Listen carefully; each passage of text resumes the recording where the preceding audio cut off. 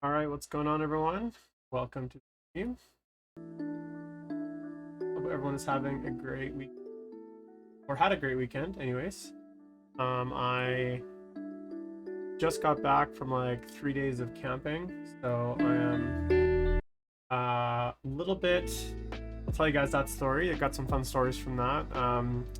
I'm a little bit like shaky today as far as my life is concerned, and like my life force from camping. I was basically my friends throw basically a party out in the bushes every month or two, and I went listen to some friends play music, camping. It was a beautiful day in the forest, but didn't sleep much. And I don't know if you can tell, got a bit of a mark there, but I drank a little bit too much tequila on the Sunday morning / Saturday night, and took a bit of a spill and smashed my head on my camping chair.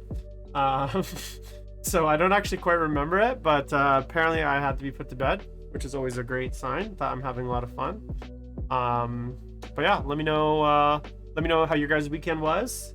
Today I'm going to be working on continue working on the Eldar Warlock. So mainly today the focus is going to be the face and finishing up the sword and any of the red gem parts, and then we're basically just one step away from finishing it off. So I have on my palette a little bit of Sotek green and just white from Games Workshop. Oh, hey for this, thanks for the prime sub, Legend, I appreciate it. So I have a little bit of Sotek green and Proc white. I'm going to be working on the head. The goal ultimately is to match it with the other Warlock, so you can see kind of my starting point. Right now it's just base coated Sotek green over black, but I'll be kind of working up that all the way up to the kind of almost pure white by the way to get to the end of it. And just kind of chatting with you guys and hanging out while we do that. So hope you guys had a good weekend. Let me know if you guys are up to anything exciting specifically. So so that was kind of my weekend. Also, obviously, a few other cool things happened this weekend. We had the WTC come and go. So I'm going to talk a little bit about that. Also going to talk a little bit about some of the new GW models, kind of my thoughts kind of overall on the direction they're taking. I don't want to say some of their policies with some of the new models, whether I like it or don't like it, specifically regarding the models coming out for Warhammer Plus. I think it's a little bit of a not a great practice, and I'm going to kind of share my thoughts on it a little bit. I'm not a huge fan of kind of the model that they're following with access to those models, and I'll talk a little bit about that. Other than that, I'm just going to be kind of working on this Eldar and hanging out. So let me know what you guys are working on if you're working on anything. I'm coming through.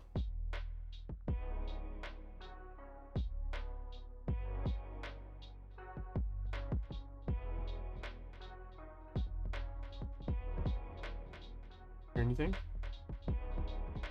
Hear anything?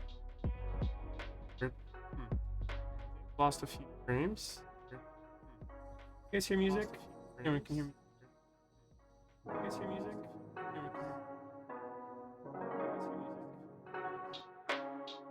Alright. Anyways, so yeah, so let's kind of start from the top. First of all, huge congratulations to Team Australia from the WTC for taking the crown. I know they have been very hard at work on that.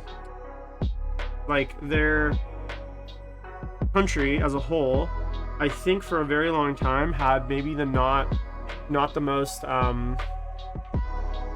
stellar, like they're kind of like Canada in a sense. So you know, Canada has about 30 million people, and we've always been a bit of a joke. Or in years past, we were a bit of a joke in the World Team Championships, or ETC as it used to be. And primarily that wasn't because we didn't have good players, but a lot of it had to do with the fact that we didn't take it too seriously. And I say we, obviously I wasn't on the team those years, but I know in the past, especially like the old Warhammer Fantasy days when that was kind of the goal of the team. Team Canada was always kind of this like team that went, you know, had lots of beers, kind of had drunk, just a merry old time, but wasn't really like in contention, I guess, for podium or anything like that. And I know in the past, Australia had a similar reputation of that kind of less competitive mindset. But over the last few years, under the captainship of people like Eric Mathuris and with people like Adam Camilleri kind of pumping their tires, they've kind of turned that around, and they've worked really, really hard over the last 2 or 3 years to have a serious team, right? Because I think a lot of times people maybe didn't take them seriously for a variety of reasons. You know, because it's Australia, and obviously they've never been one of the big powerhouse teams like England or Poland or anything like that. But I think in the past, there was definitely this sense that Australia was not, they just weren't taken seriously. And over the last few years, probably since the start of 8th, I know they worked really hard to change that reputation and to kind of beat back that reputation. And you know, obviously, what a way to do it with this win. They tied the U.S. team, but I believe they beat the Polish for the win, which is huge because the Poles beat the U.S. So, in a sense, you know, they showed up. They had quite a team. I know Adam has talked a lot about the strength of the players, especially guys like Eric, who, you know, in that Australian meta, you know, we always used to joke about how the Australian meta is like 12 hours ahead, etc. But I think this really shows how far they've come as a team. I think really shows how serious they started to take the competition. And, you know, huge congratulations to them. I think it's a massive accomplishment given where the team was, you know, 3-4 years ago.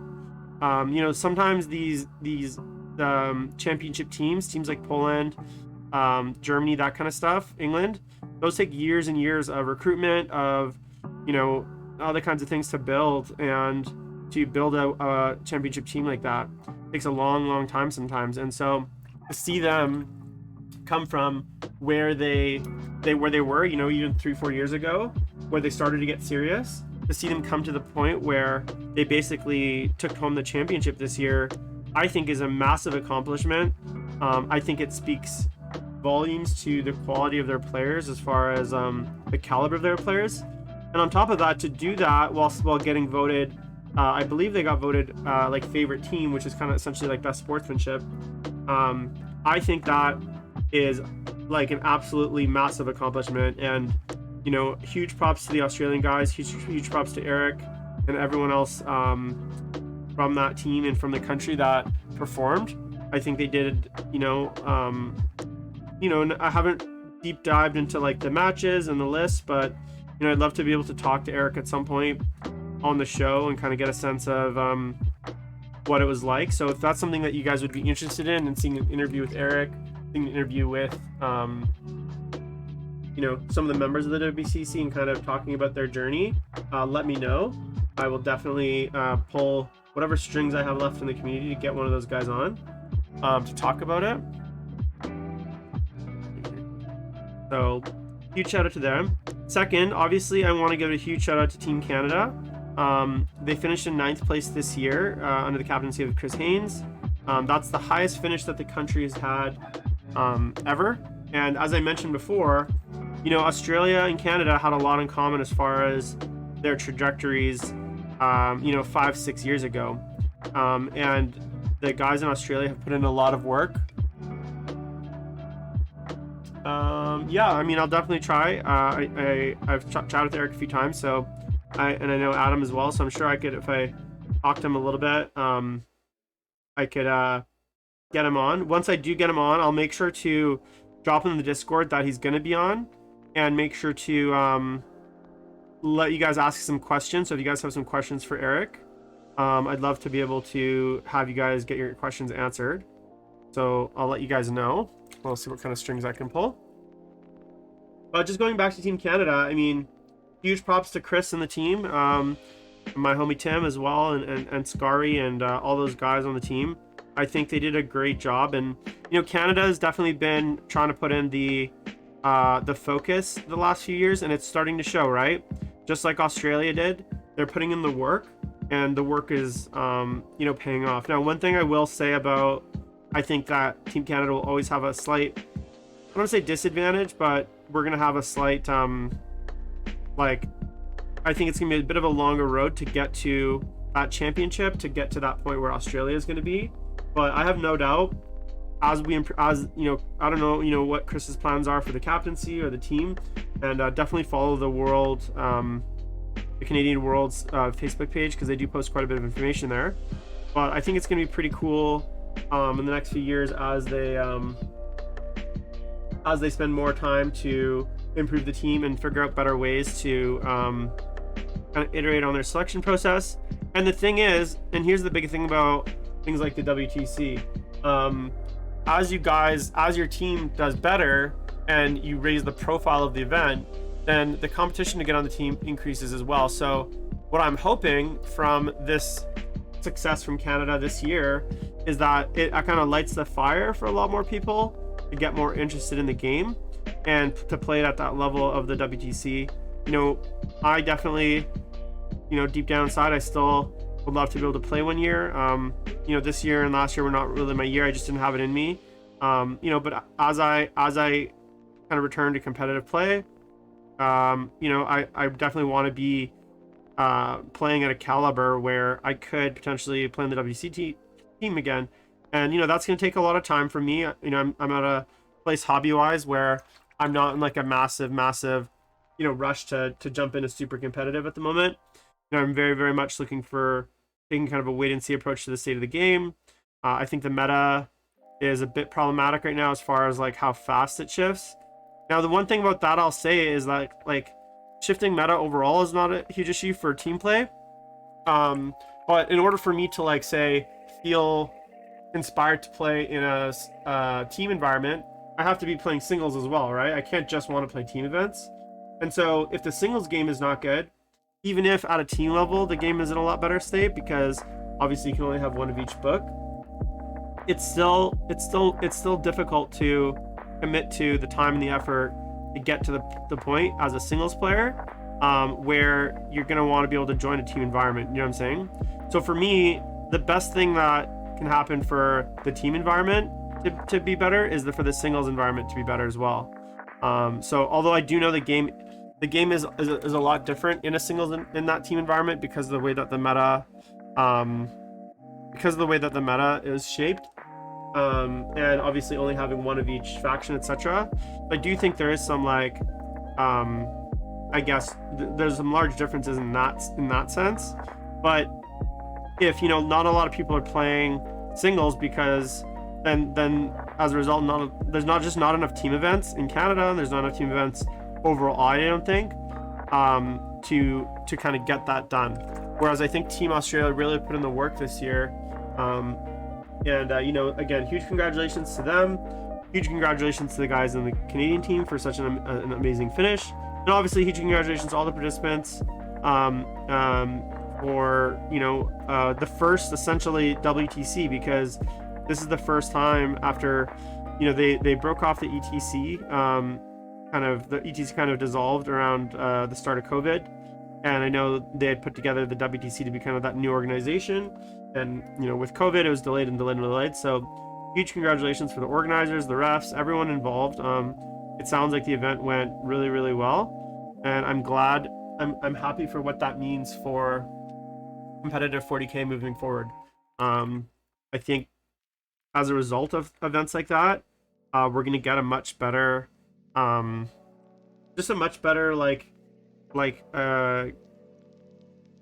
right? I think a lot of people sometimes don't play, like, they don't think that the competition level is too high, but I think with what you saw at the WTC, it inspires a lot of people, gets people excited about the competitive game again. So I think that's actually a really good thing, and I'm glad that they managed to have such a good event. So kudos to them. I'm not sure where it is next year. I think from what I understand, they're going to be keeping it in the same location for at least a few years. I could be wrong on that one. I do remember them mentioning that, like, it's going to just be a lot easier if it's just in one spot.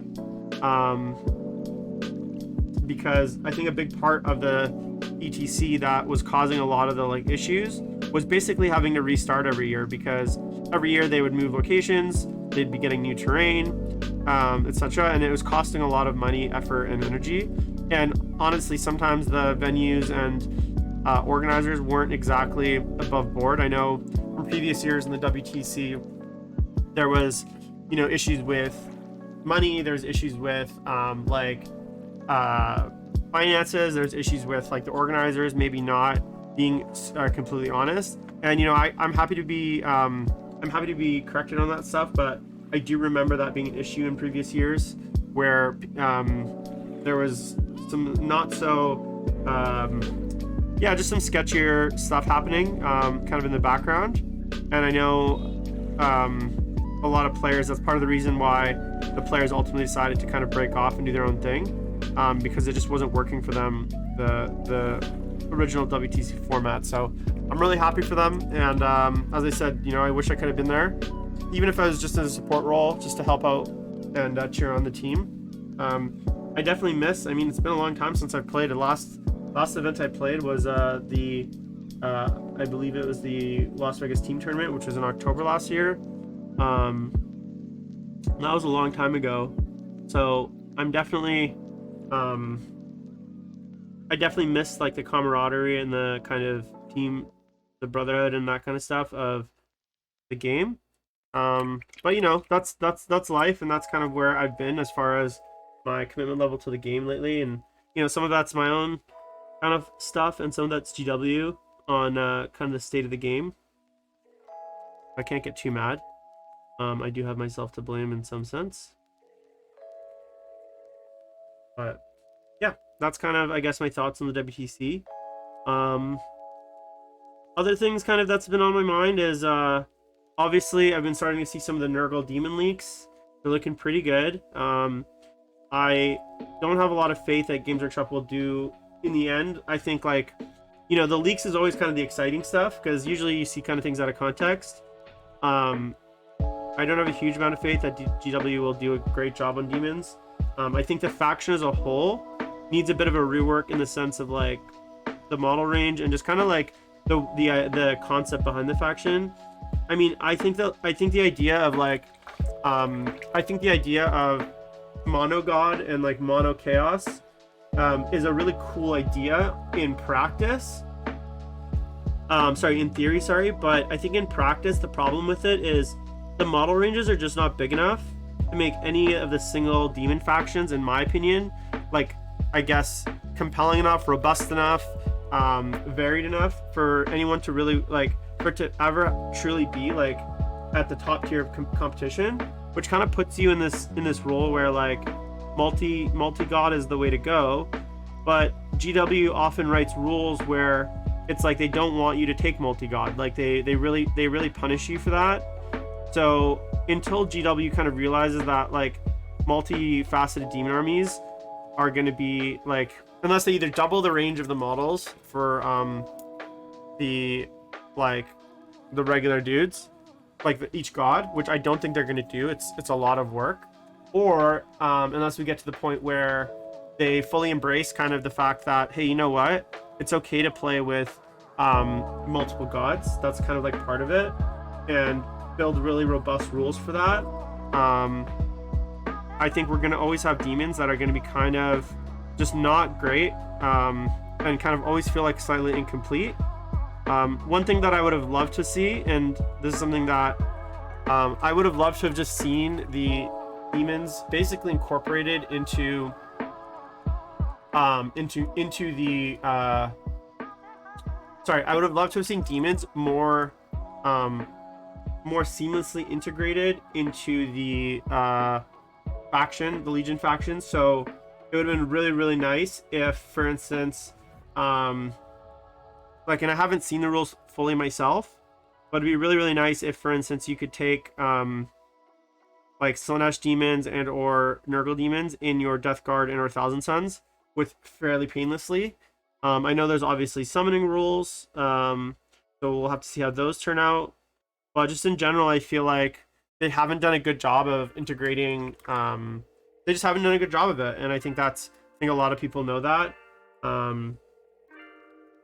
So hopefully, here's to them kind of figuring that out, and you know, getting some better rules.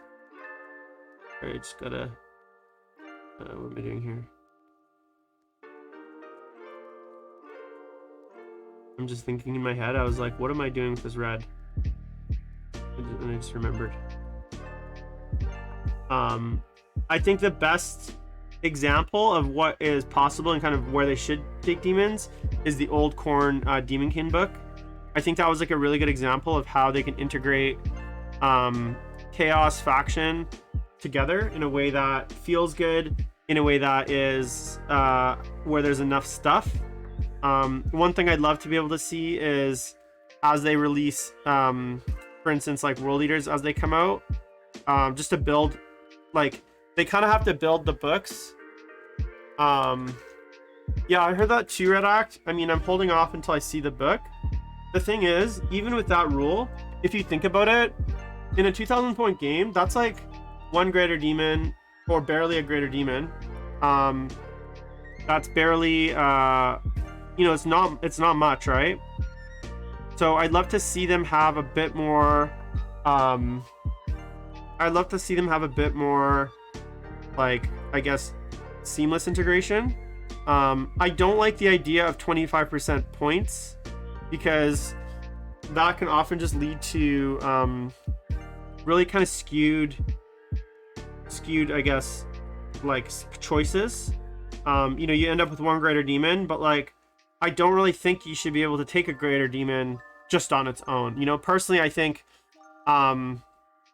like if they made it, for instance, so you could take a patrol, a demon patrol, for instance, without any sort of penalty, I think something like that would work really well.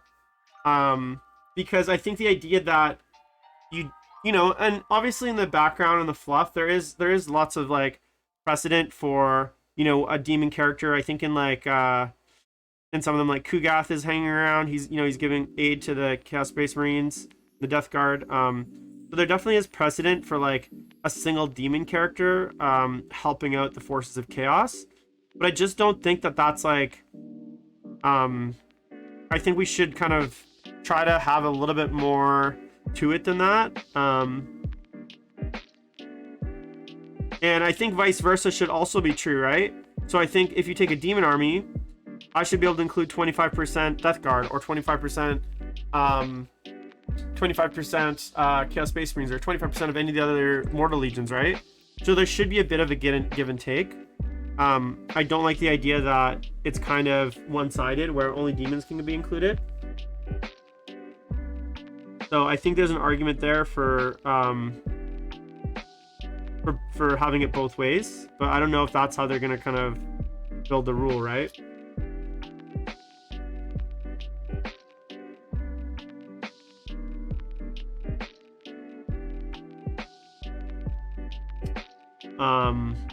So I'm excited for the demons. I'm probably not gonna start any. I think the range as itself, as I mentioned, I think there's just some fundamental problems with demons in that they're too mono. Like, if you think about it, think about the amount of troop choices, fast attack, elite, heavy support a single demon god has, right? It's so small compared to any other solo faction army. I really wish they had included maybe some more kinds of new demon units like Furies. So keep the classic kind of cult ones, like, you know, you got your horrors, you got your Nurglings, all that kind of stuff. It would have been cool if they, kind of like they have in the Horus Heresy, they had kind of more undivided demons, demons that could be committed to any god, that were kind of cross faction. So if they did like the Runestorm demons are a really good example. I would have liked to see something like that. Maybe one choice for each slot, like 3 or 4 units. Maybe demons have some mortal followers as well. Could be like similar to cultists, or like the mutant cultists or whatever. Because, you know, obviously demons have to get summoned, and they need some mortal followers to kind of do some of their bidding. Hey, Worthsmith, how's it going, man? I appreciate you tuning in. It has been a while. I've just been back to streaming the last few weeks, so you haven't missed a whole lot, but it's just been a few weeks since I've been back streaming. So I appreciate you tuning in. But yeah, so in the end, I think the problem with demons is there's just not enough unit selection for mono faction, and so you end up in this situation where, like, picking kind of a quote-unquote fluffy list is just really hard to build one that is good, you know? I just don't think it's ever going to be good enough unless they release some, like, generic demon units, which I'd really like to see from them. I think they could do, like, maybe some yeah, it could be cultists, could be like, so like I think another generic troop choice outside of the base troops could be something good, and maybe that could be something with a gun, right? So like maybe you could have some sort of like I don't know, cultists with bolters, almost like think like sister stat line, but like maybe T4 is toughness 4, but like worse saves. So almost like yeah, I'm not sure exactly what you'd kind of throw them, but you'd want something that could shoot, could hold objectives, isn't demonic, right? So something that's a bit more I guess like alive, so to speak. But whoever ends up summoning these demons, right? Because right now, besides horrors, none of the demons shoot, so you're not participating in a big part of the game. And it seems to me like they never get the rules right for things like flamers and horrors themselves. It seems like they're always a little bit off. So I'd like to see something that's a bit more generic, that could kind of be like almost like a basic troop of some kind for the demons. And that would kind of apply to some of the other slots, right? Maybe they could have a demonic save, right? Like maybe they could be like almost like think Galvor back or Possessed. I see no reason why Possessed, something similar to Possessed, can't be in the demon book. Maybe Possessed that are like past the point of like they've completely lost their humanity. They're kind of gone full demon, whereas Possessed currently are like half demon, half Chaos Space Marine. I think doing like something like Possessed that are like basically fully demonized could be really cool and work. and you know they still have some remnants of their chaos, like appearance-wise. There's still some remnants of you know what they used to look like, but maybe it's more demonish, I guess. And that could be like an undivided choice, right? So where you could dedicate them to every god, each god. I also like the idea of like if they took Furies as they are and kind of expanded on that a bit. You know, obviously I don't even know if Furies are going to be in the book, to be honest, because it's not clear if they're releasing a new kit for them or if they just kind of got deleted. I heard a rumor that they're just not in the book and they're kind of like gone, because the old models are fine cast, and the ones that they released for Warcry, they're a little bit too tiny. But something like a Fury, but like a ground version, so like a walking Fury, so that is you know, that's undivided, that could be dedicated to every god, I think would be cool. Kind of just a generic demon. I think that's something that could really work. But you know, they have to, yeah, like they have to release some new stuff. I just think right now the way that the book is written, it's just too hard to make I think a well-rounded demon army with just the options you get. And so, and you know, the characters are cool and all, the greater demons obviously, but I think the whole point is like we don't want to have to just kind of rely on those characters. You want to be able to have a bit more to your list than just characters, and with some filler troops holding objectives, right?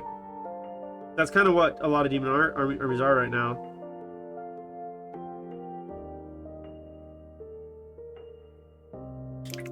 How's that coming?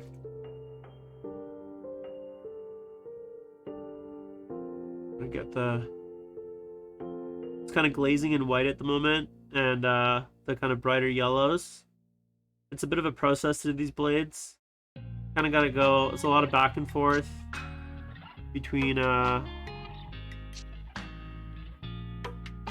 brighter colors and then the darker colors.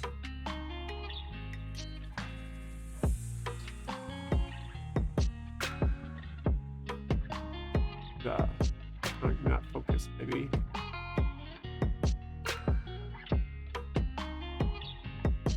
Focused.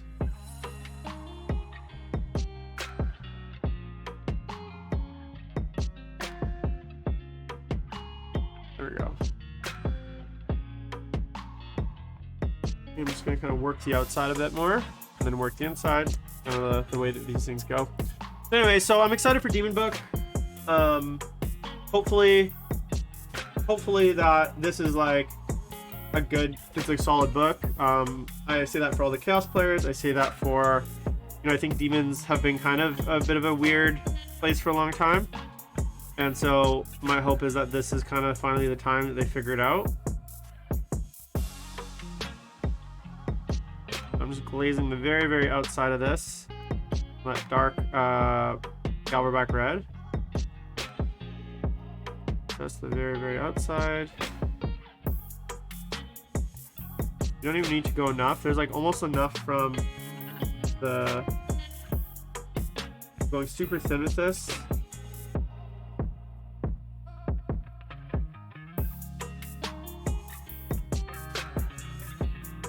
I just want the outside to show a little bit.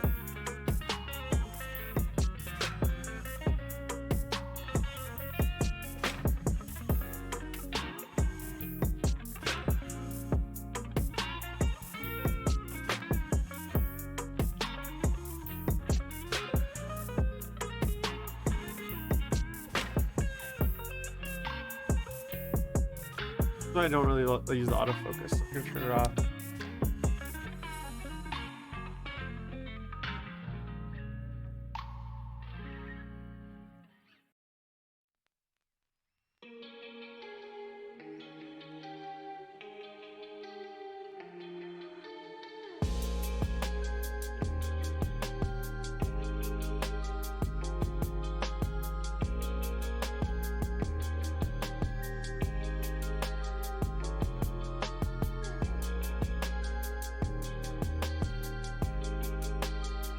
stabilizer on with autofocus off.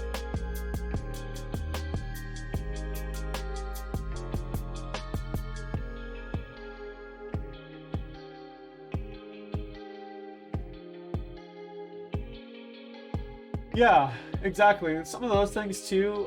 Plus, I think there's a lot of like places they could go. You know, I don't think it's I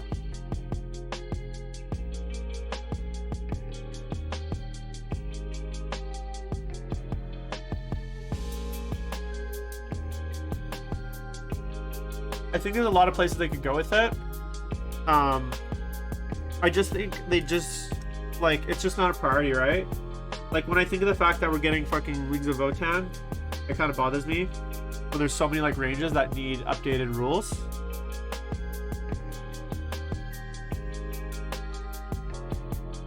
Going with some pure white into these little runes.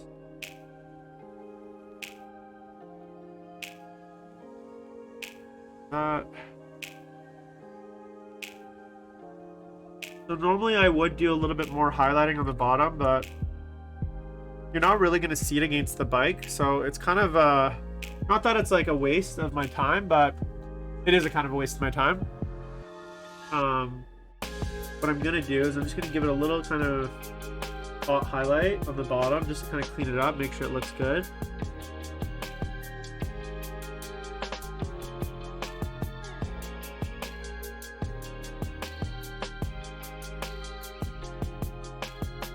Like that.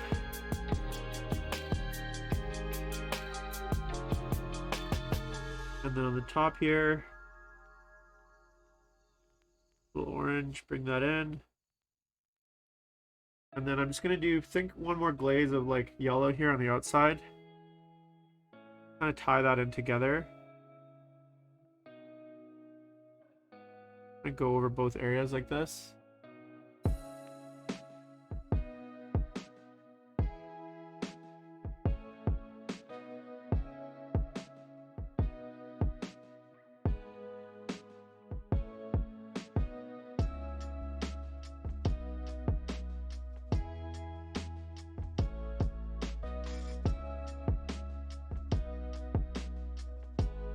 That looking pretty glowy. I think I want a bit more orange near the tip though to give it that. I'm gonna glaze in a bit of orange here, so it's kind of cooling at the tip compared to the rest.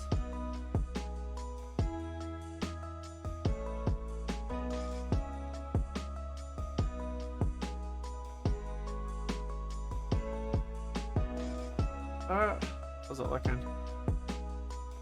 Great.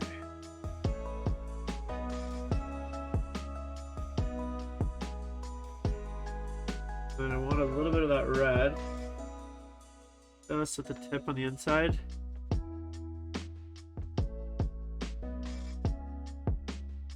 You can kind of see a little bit of the darkening.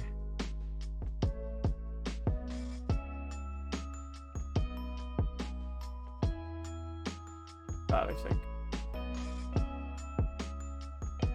looks great. Love the lava bits. Thanks, man. Appreciate it.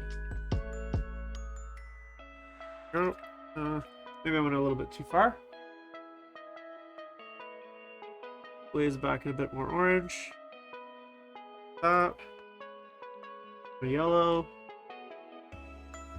Sometimes I'm impatient and like I don't let the paint dry and I kind of ruin my own highlights, but such is life. Okay, now I'm going to go in a little bit strong with the yellow here. Bring it back.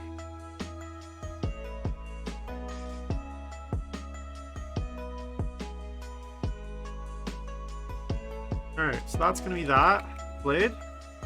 I think I did pretty good. Let's see. So if you match it, so if I look at kind of the matching, see how this one's like a lot darker? This is kind of more what I want. See how the tip's a lot darker? So I'm actually going to, I think now that I see this, I'm going to go into a little bit more dark. Oops, that's the wrong color. Go with a little bit more dark. I kind of want that like black edge almost. That's going to help give it like that kind of like almost like really cooled. It's really weird.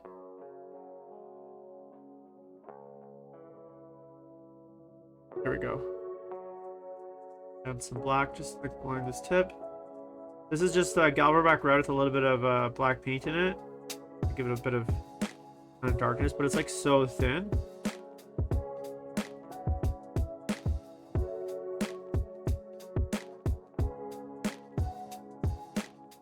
I really want it to look like it's like almost like cold on the edge. Where it's like completely cooled.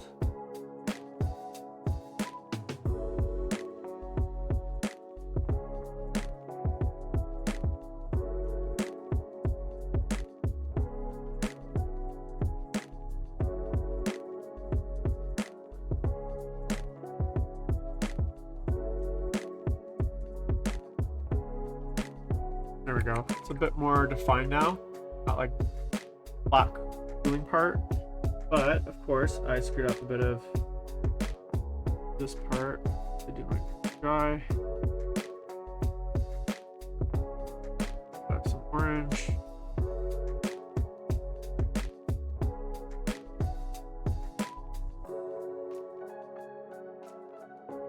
Red.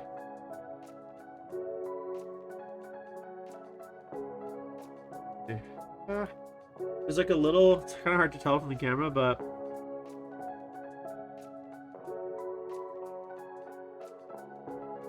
there's like a transition between the bright color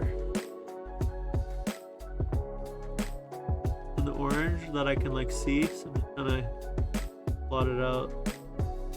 There we go. Yeah, that's good. Okay, so there we go. I played. Now I'm just gonna basically paint. So the blade's done. A little bit of bottom. Oh yeah, okay. So now that this is done, I'm gonna move on to the next topic, which is obviously Games Workshop. I don't know if you guys saw, but the Warhammer Plus. So I've had some thoughts on Warhammer Plus. I don't know what you guys' thoughts on it. I'm interested if any of you guys actually watch Warhammer Plus or subscribe to Warhammer Plus. Obviously, when they announced it, I was like super excited. I was very, very like optimistic about what they were going to do with it and kind of what it was going to be like. Unfortunately, from my perspective, I think they kind of dropped the ball on it. There's a few reasons why I think it's been a bit of a failure. The primary one being, I just think there's not enough content to justify the cost, and that the content that they do have is just not worth it. I personally don't believe that the rate at which they're putting out content is fast enough, given the subscription costs. I also don't think the quality of the shows is worth it, and I only say that in the realm of like, think about what a Netflix subscription or a Disney Plus subscription gets you, right? When it comes to content. So putting aside the app, which I can get to in a sec, just for the entertainment value alone, so magazines, let's say the all the shows combined, like a Disney Plus subscription, which is like $8 or $9, gets you like $100 million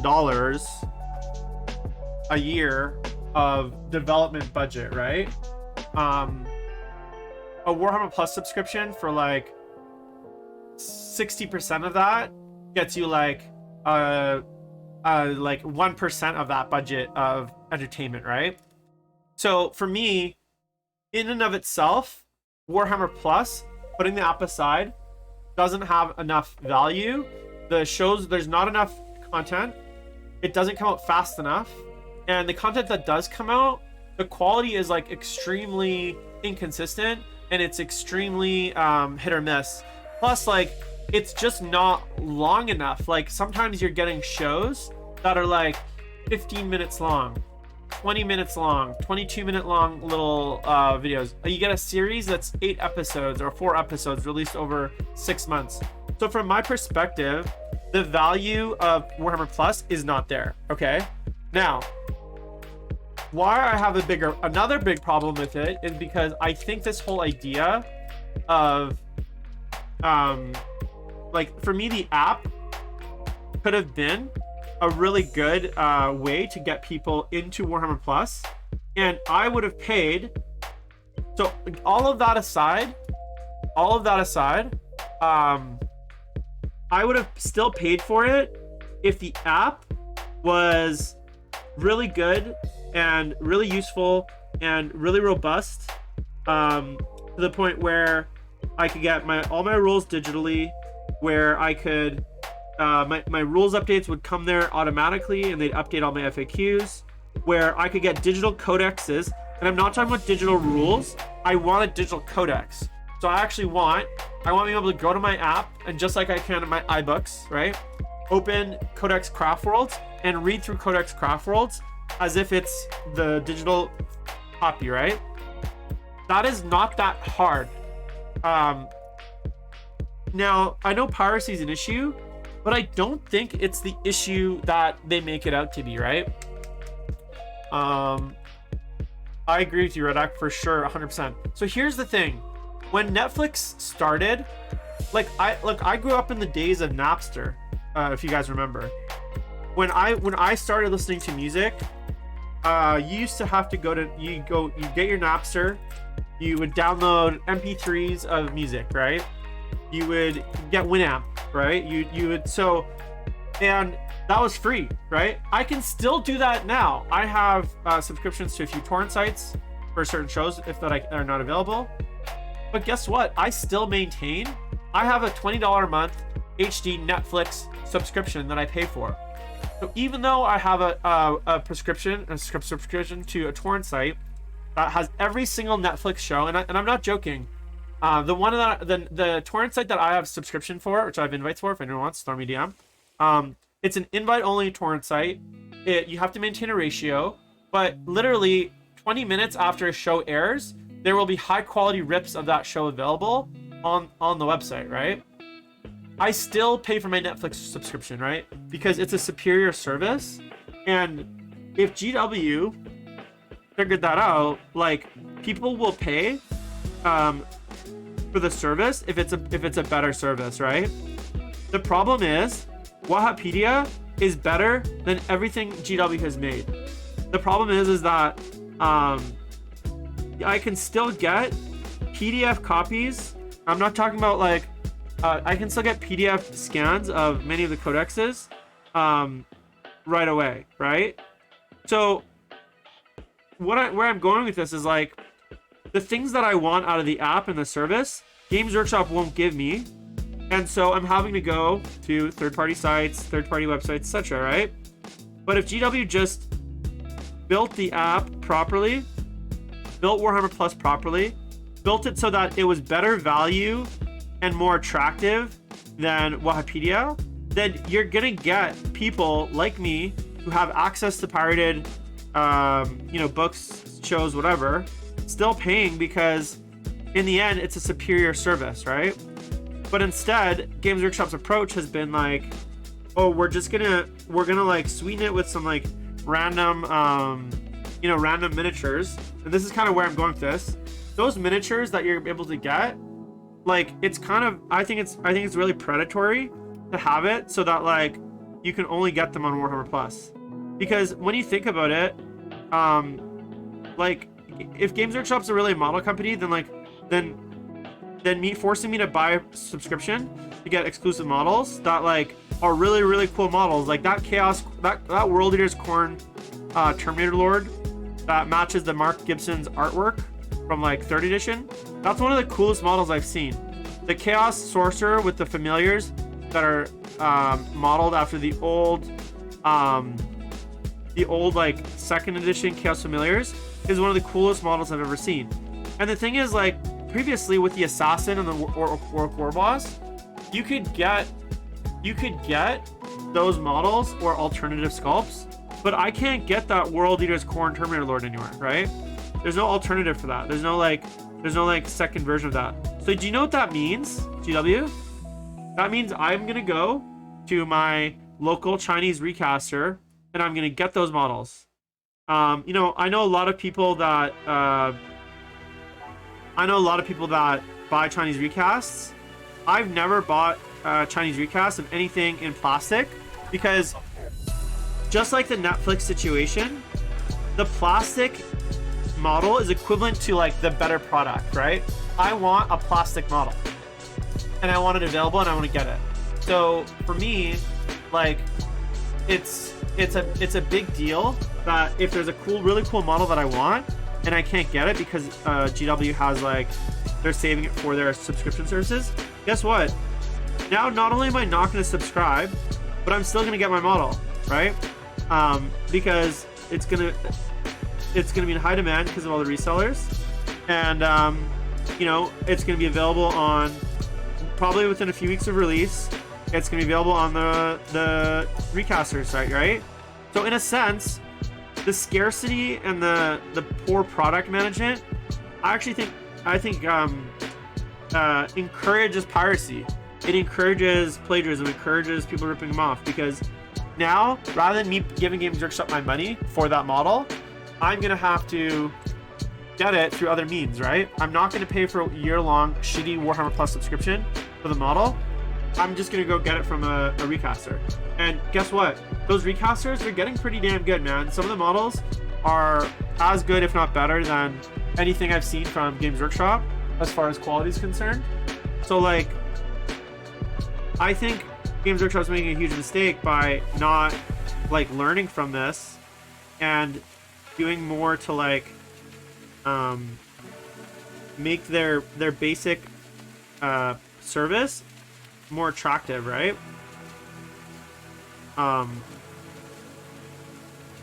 So that's kind of just my thoughts on it.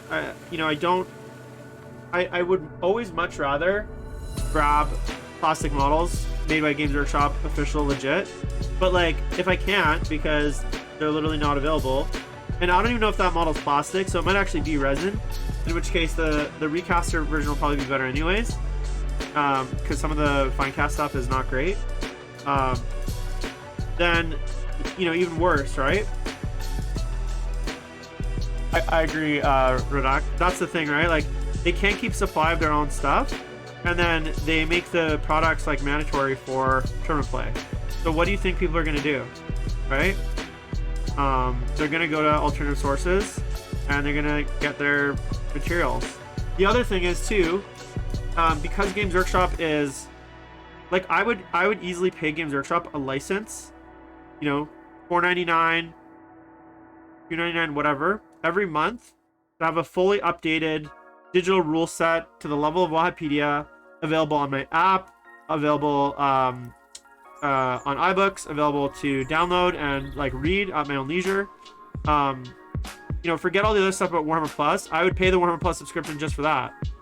But it's like, Games Workshop doesn't want to give me that, right? They want to try to sell me on these animations that, as I mentioned, there's 1,000 problems with them. And when I have an iTunes, or sorry, when I have Disney Plus or anything else, it's really hard to justify that cost.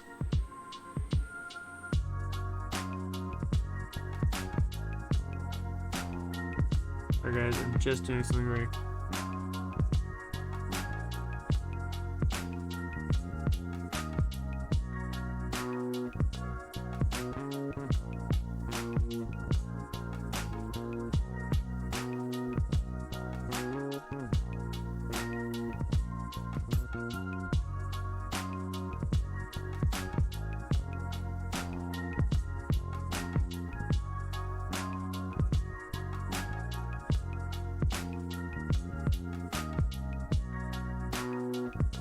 Got a new iPhone today, guys.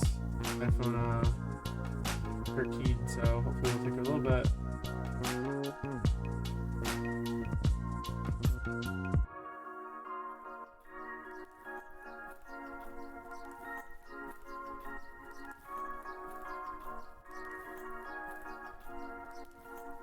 Taking some photos.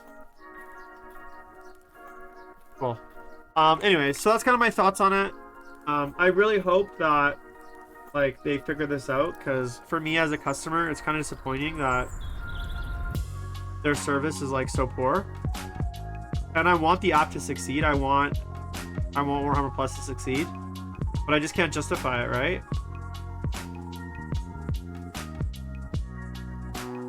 I'm curious how many of you guys have Warhammer Plus subscriptions.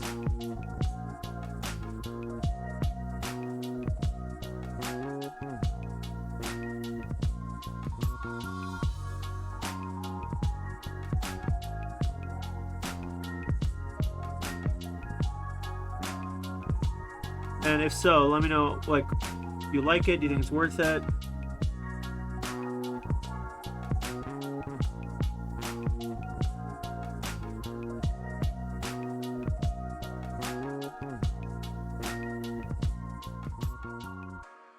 Alright, I'm just trying to do something very kind of gentle here, so it's hard to talk sometimes and like still like not move my have shaky hand.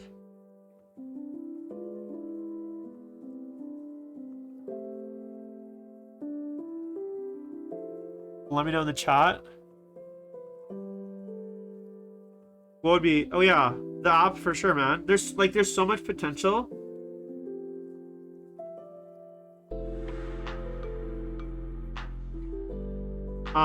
There's so much potential with the app, not just for like it like to be good, but like for them to make money, man. You know?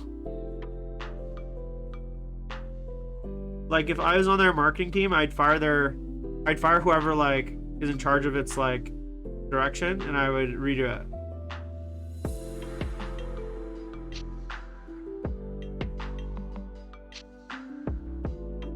The app should have definitely been closer to Battlescribe. Not necessarily like in like UI, but just in functionality and like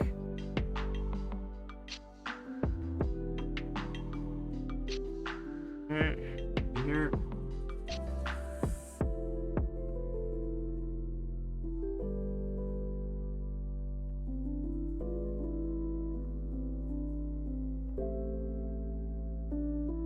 See, how are we looking here?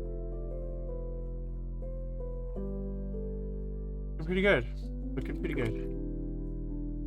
Alright, so what I'm gonna do now, I just have a few more things to go on this guy, and then I think I'm probably gonna glue him onto the bike. Actually maybe I shouldn't.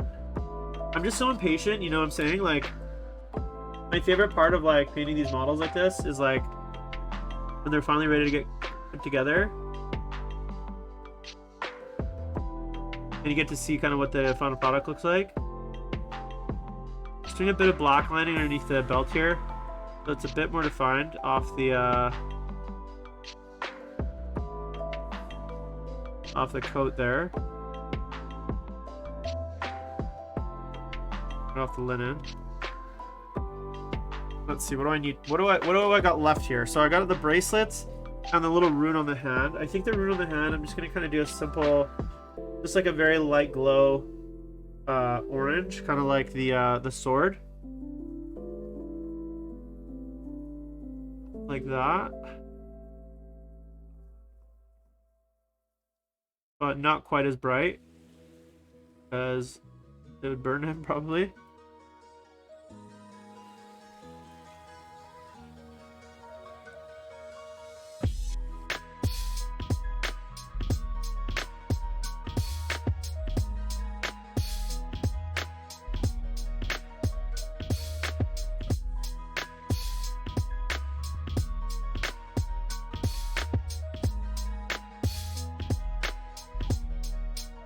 There we go.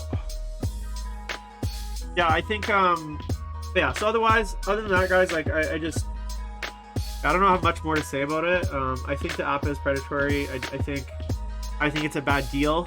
I think they're encouraging piracy in a lot of ways.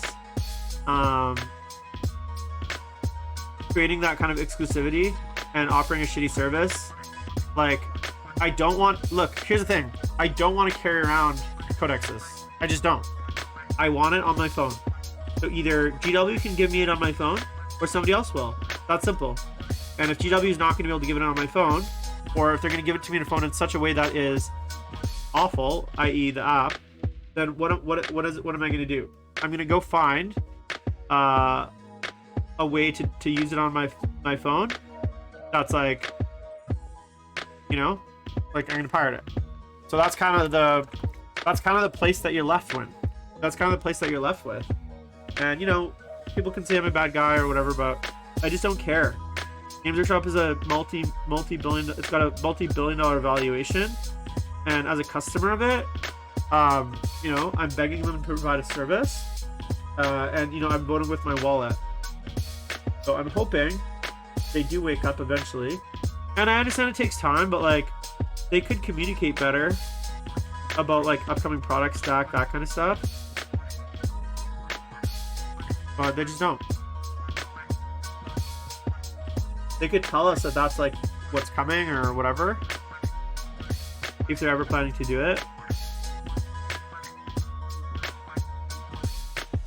They're just such an old school company. I mean, I guess they make model miniatures at the end of the day, so I can't get too mad. Okay, what color is that bracelet going to be? Let's go bone. That's Wraith Bone.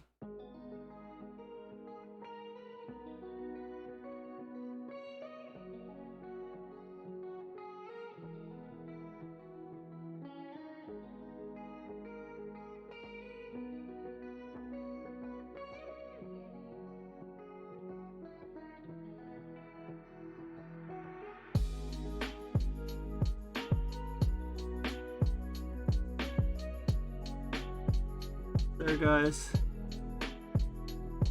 This model has taken me, I've had him primed for so long. I'm kind of excited to just get him done. It's also just been nice to have a model that, like, a single model to paint that I don't feel like is a huge like drag. Sometimes I feel like I'm not super inspired to paint, and painting units especially can be like really like intimidating, I guess, because it's such a time investment and energy investment to get like a whole unit finished. A little bit of the darker bone color near the bottom.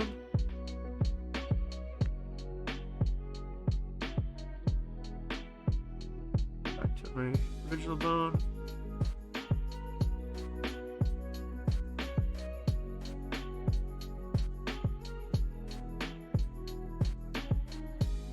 Alright. And I think for that little gem thing, I'll just give it a little blue dot. Oh.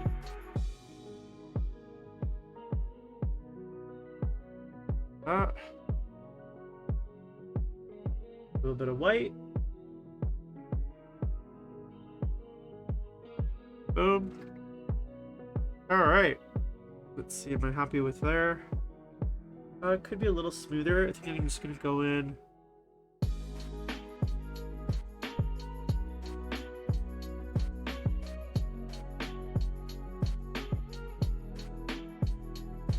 Yeah, it's fixed.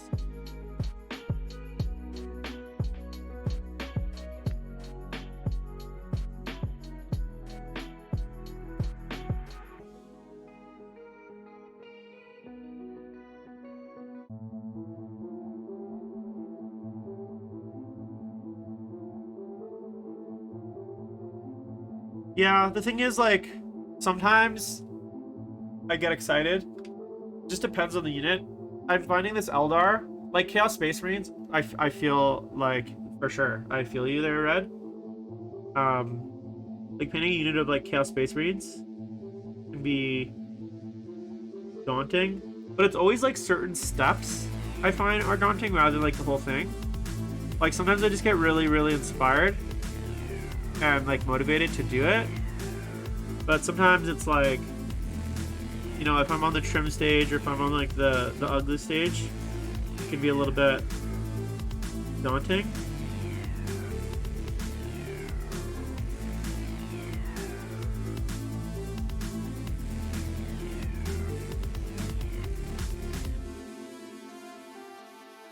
Okay, I think this guy's done, man.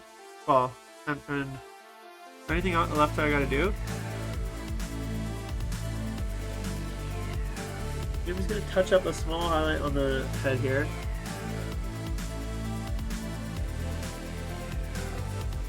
Here we go.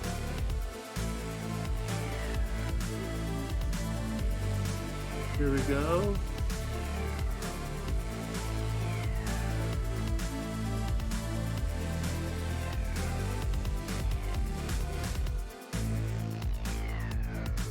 Here we go. Yeah, man. Chaos Space Marines, trust me. Okay, so I think the rider's done at this point. So now, let's see here. Grab the bike. I think at this point there's like not much left to paint on the rider, as far as this little black line.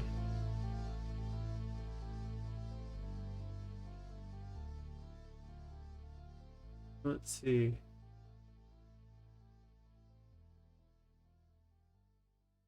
Fix a little mistake there. Anything else? No, I think that's good, guys. All right, so the rider's gonna be done there. We're gonna call that finished. I think it looks pretty good. What do you guys think? Any thoughts, comments? Let's see, how does he match against his like brethren?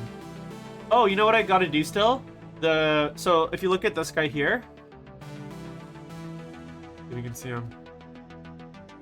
So see his sleeves, his one sleeve. He's got runes there. These are actually water-slide transfers. So I gotta add that to this guy as well before I glue him on. So I like to do a little line of runes around his cuff. It's weird because even though these are technically the same color, I do feel like the one on the right is a little bit more green, I guess. If that makes sense. Got a bit more of a green. I painted them quite a bit apart. But other than that, I'm pretty happy with them. So, let's see here. Back into focus.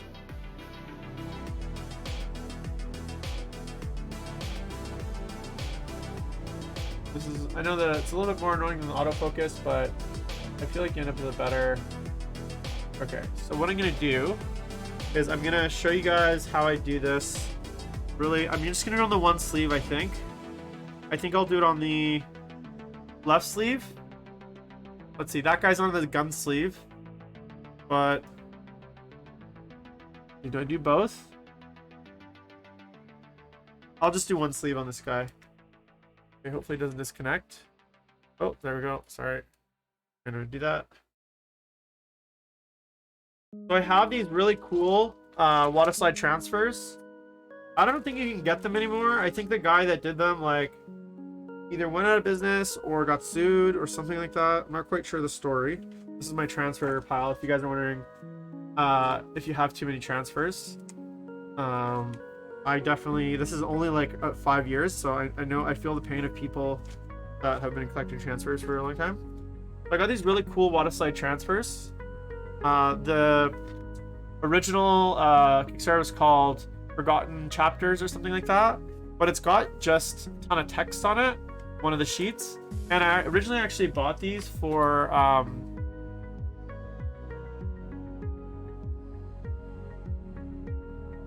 with this exact song. Is that right? Oh, sorry, lost my camera. The synthwave song. So I don't think you can get these anymore, but you might be able to. Let's see where my knife is. So normally what I do is I'm gonna just take a small, that line.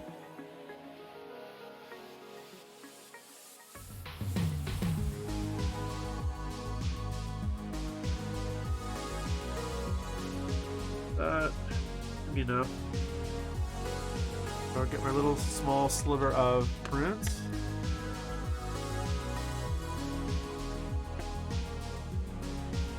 Let's see here. It should fit. Test wrap, okay. Now, let me think, Jim. I can't remember if I used decal set for this. So this is microsol. This is like a decal, I don't know, softener. I bought this. I know I've told this story before, but it just amazes me. I bought this bottle. I believe in 2001. I've had this bottle for almost 20 years. That's how like long this lasts. So definitely worth the investment. Let me get this wet.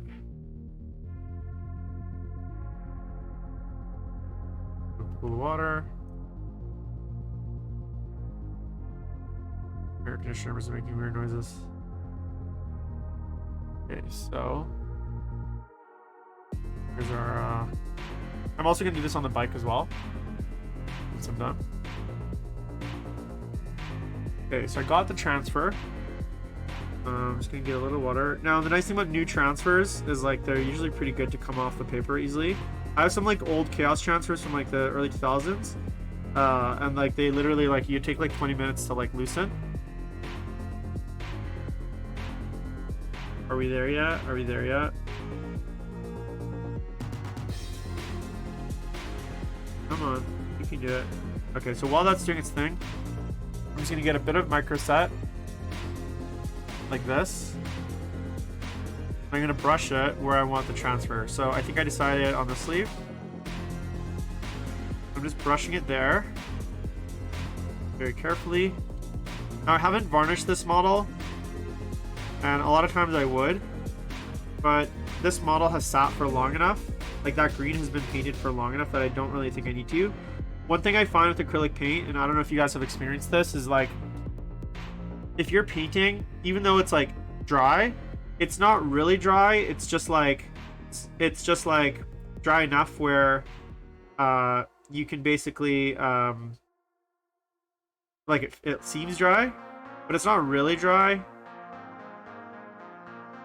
And I've had it reactivate sometimes with like decal set.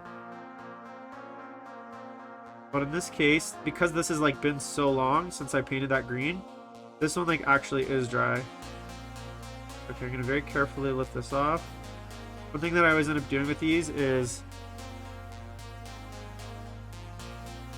I'm gonna start where it joins in the bottom. That way if I do not a great job, it'll be kind of easy to tell, or easy to fix or hide. Okay. Get this put over.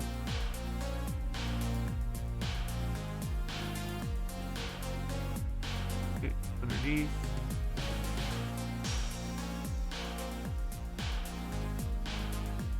Okay, now, very carefully and without ruining it,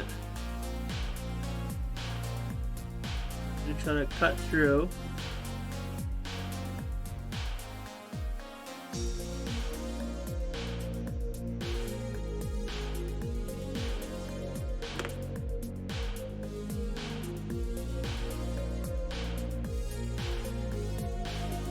I guess a sharp knife would be good for this.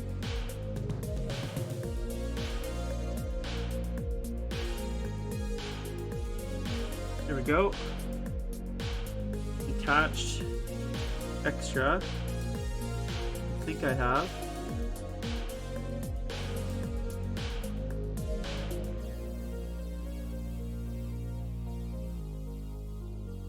Boom. Okay. Now I'm gonna get a bit more of my decal set. And I'm just gonna get it wet again. You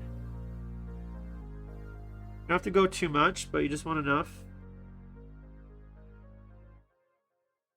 Push it into place.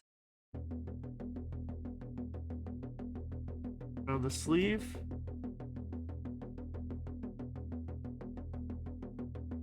Oh, go back. Back.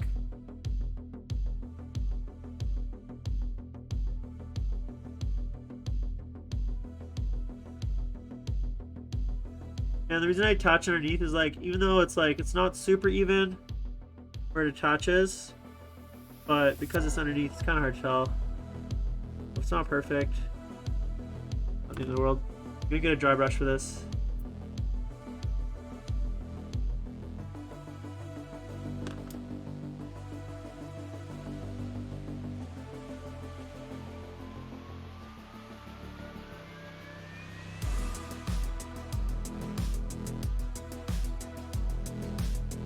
Water.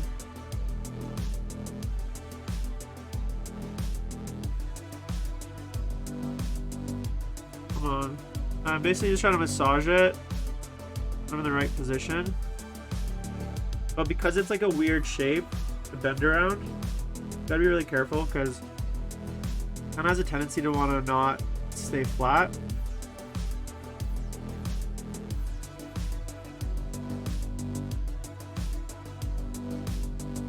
Then, or if my head is in the way.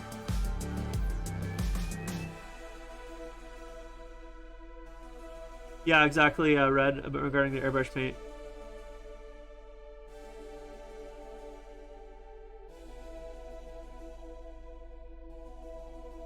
Come on. Okay, that's good. So what I'm gonna do now is I'm gonna get a sponge. I have these little like makeup sponges. Get this a little wet. Just the tip, like this. And I'm gonna push that against the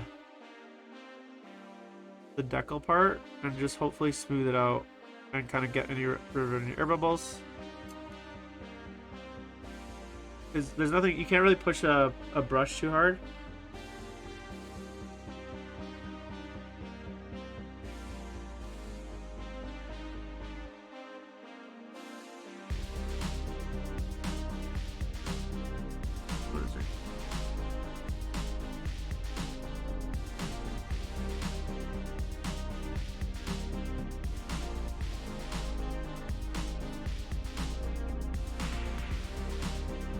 Like that, okay? I think that is money.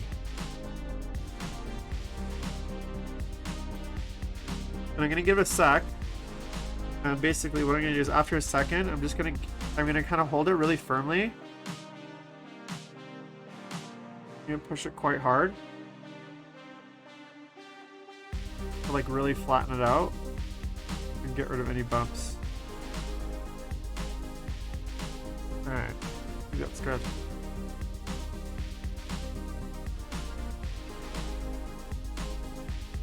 And you know, on the bottom, if it's a little bit jank, okay.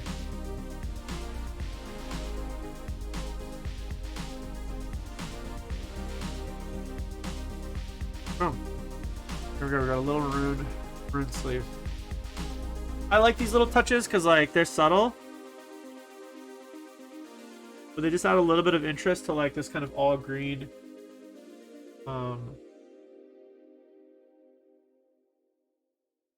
this all green version.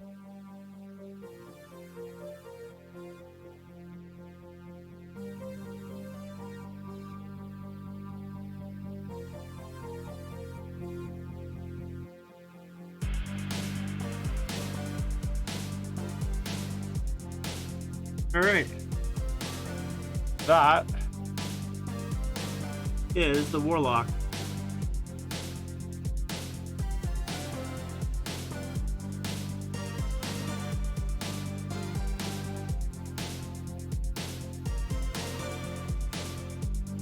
Oh no, I lost it.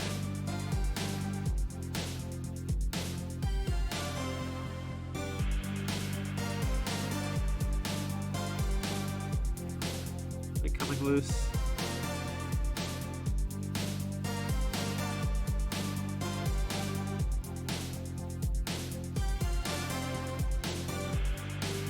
It's because it's slightly too long.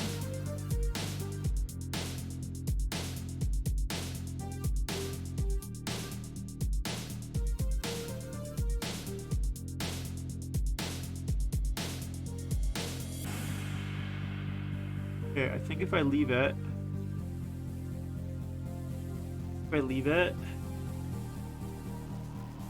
we'll be good.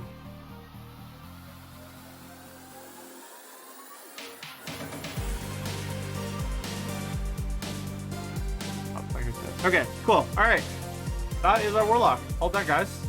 So we're gonna call it there for today. I'm going to get some work done on the bike, and hopefully, well, maybe I won't get some work done on it, but we're gonna finish the bike next stream, most likely. That'll be Thursday at 2 o'clock. I will work on that interview with Eric with you guys, and maybe some of the other guys from Team Australia. Yeah, hopefully I can chat with them. Keep in mind, they are in Australia, which is a crazy time zone, which means I might not exactly be able to get them on stream at the normal time. But I will do my best to get you guys an interview with Eric. If I do, I will post that info in the Discord. So make sure to join the Discord, guys. The link is down below underneath the Twitch. I post all the kind of updates, channel updates, that kind of stuff there, and kind of things that are happening. And I will definitely post if we're going to do an interview with Eric and maybe some of the other guys from Team Australia. I'm sure I can pull some strings. I got a few favors still owed, probably, or hopefully I do anyways. Yeah, that'll be pretty cool if I could get them on. As I said, I don't know what time that would be because of the time zone difference. So it'll either be pre-recorded or it'll be live, which is what I prefer. But if it's live, it might be like a super bizarre time. Hey Matt, what's going on, man? Hope you're well. Just painting some. Yeah, I know they are. There's a huge time zone difference, so I'll have to see if I can get them a time that's workable for you guys. I'm not sure when that will be, so I'll have to talk to them. All right, that's it, guys. So Eldar Warlock done today. Next kind of session, we're gonna probably finish off the bike. I might go ahead and do the base ahead of time, just so that it's kind of done. And when we get to the kind of big fun assembly of this guy onto the bike, the base is already done, but I'm not sure about that. So I might do a bit more base coating as well, so that I can definitely finish this the next session. So thanks everyone for tuning in. Like always, if you guys are enjoying the content or not enjoying the content, please leave a comment below. Throw me a like, follow, subscription, anything you guys want. I do appreciate you guys tuning in. I know it's not a lot of you, but every one of you guys means a lot. And thank you everyone that engaged in the chat today. It's really important for me when you guys are kind of active and I don't feel like I'm talking to myself like a crazy person. So with that said, I'm going to sign off, and hopefully you guys have a great day. So see ya later.